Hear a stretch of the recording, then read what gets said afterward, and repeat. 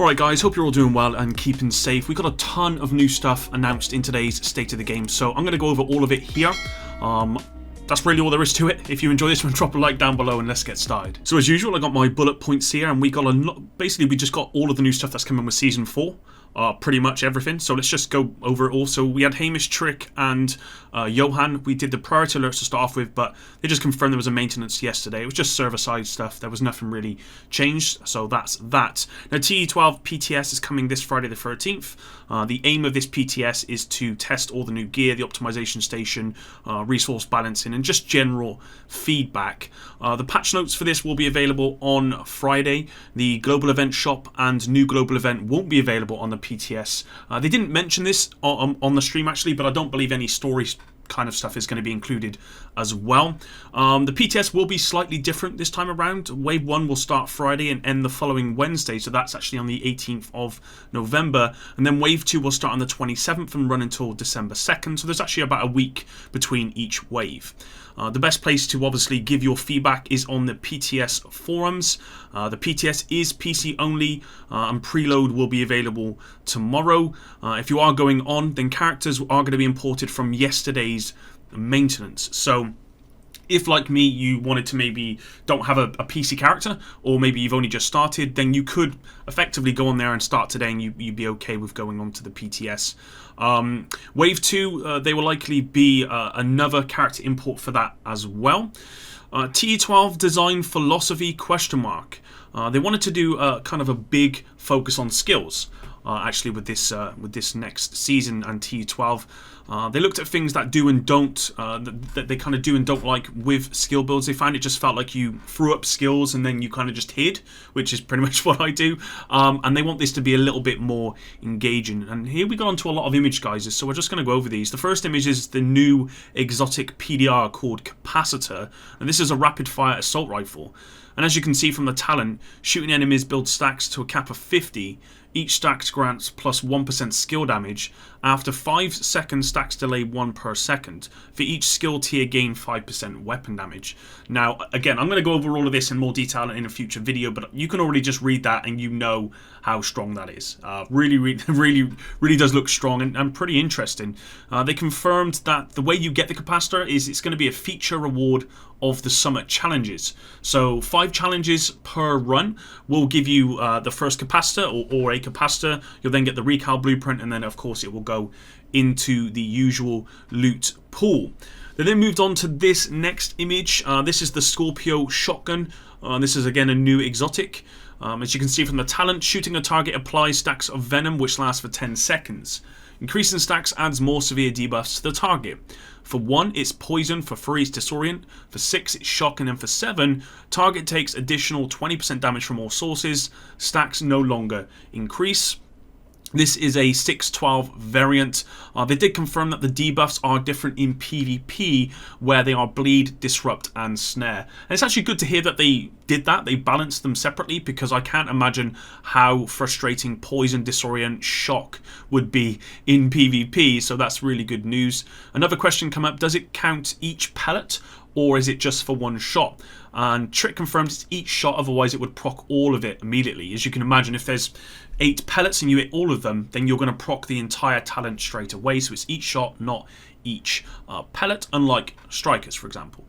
They then moved on to the next image. This is Waveform. This is a new exotic holster. The talent: generate a stack of 3% skill damage on one of your skills every second, capping at 10 stacks. So that's 30%. After 10 seconds at the cap, the stack transfers to your other skill. The process then repeats ad infinitum. Yeah, that's the right way of saying it. So basically infinitely. This, along with the capacitor, is going to be really strong. You can just see that. For red and yellow builds, hybrids like mine, this is going to be unbelievably strong. Question come up: how do you get the Scorpio? So they kind of went back to the Scorpio, because I didn't confirm before, but how do you get that? They said this is going to be tied to the season. They didn't talk about Waveform, but I presume that Waveform is also going to be tied to the season's reward track. The next image here is the Scalpel. This is a named marksman rifle with future perfection.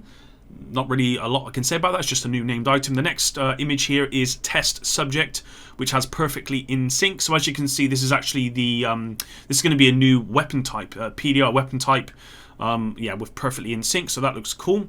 Next image is the battery pack. So this is an updated version of calculated. Kills from cover reduce skill cooldowns by 15%.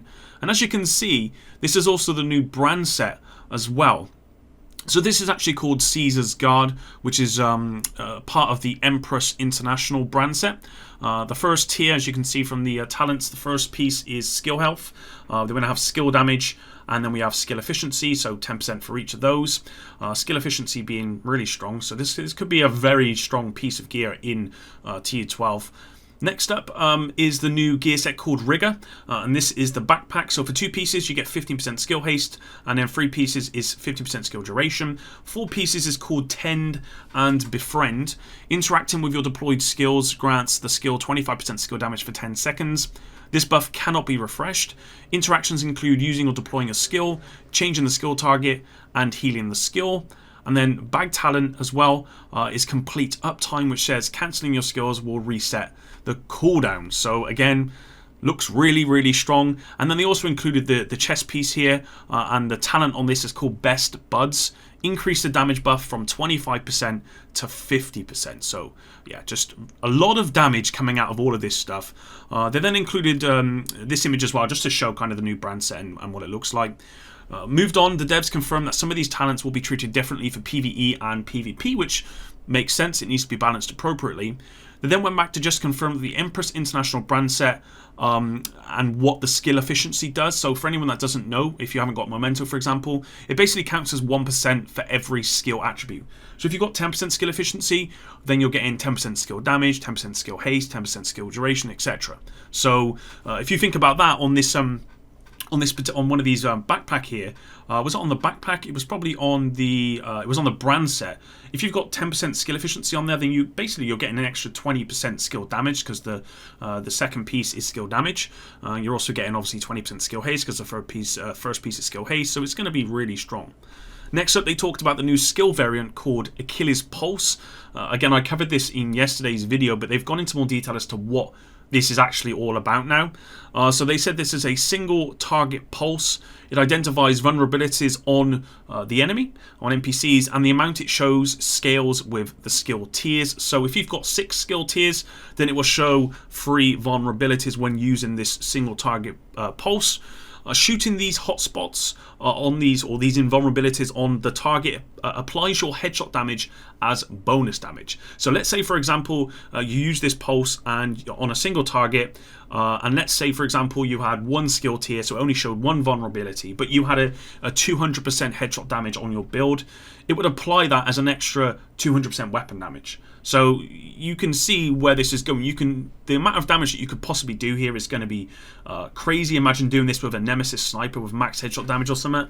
It's going to be crazy. And also, when you pulse that enemy, other players can see that as well. So if you're in a group, they'll be able to see that pulsed enemy. They'll be able to see those vulnerabilities, and they will also be able to do the same and shoot those invulnerabilities and get that as well. So you could be someone who's got, say, a skill build, and you're just pulsing targets one after another, allowing your team to do that incredible amount of damage to those targets as long as they're hitting those vulnerabilities.